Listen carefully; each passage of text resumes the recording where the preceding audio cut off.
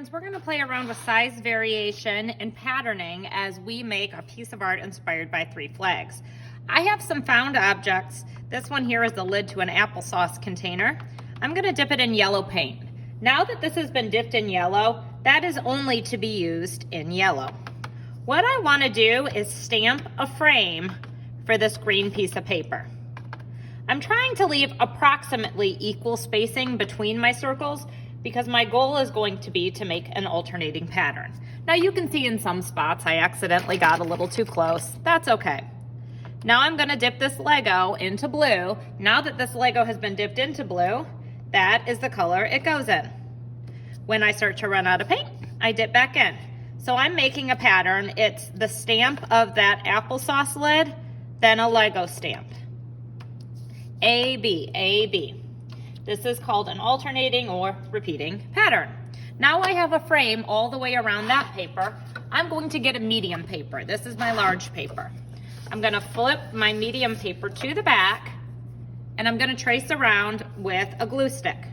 It's important that you keep your area fairly clean, and if you need to wash your hands after you finish stamping one of these, that's okay. You can do that because we don't want to get our purple paper all dirty and fingerprinted.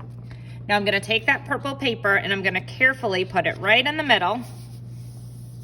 And you can see I accidentally did get a little bit of yellow, but that's okay. I tried my best to keep it clean. Now I'm going to make another pattern. I'm going to start with this little cylindrical tube in blue.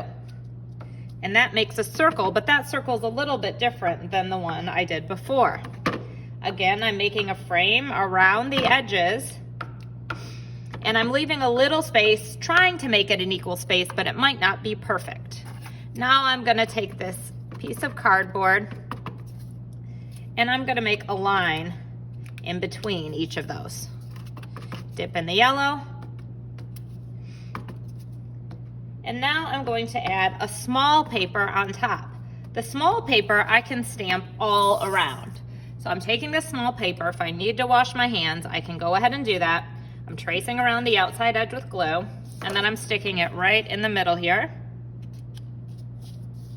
And now I'm just going to make lines of patterns, and maybe I'll make this one a more complicated pattern. Maybe I'll do Lego, one circle, other circle. So this is an ABC pattern. Lego, yellow circle, and to carry it down, I'm going to do blue. So you can see it's a little bit more complicated. It's an ABC pattern as opposed to the AB pattern I've been using. When I'm done, I'm going to have a piece of art that shows people that I understand size variation and that I understand patterning. Different types of patterns, AB patterns, ABC patterns, maybe you'll even make an AAA pattern by repeating the same thing multiple times. And here is my last one. Now my art is ready to go on the drying rack. Great job.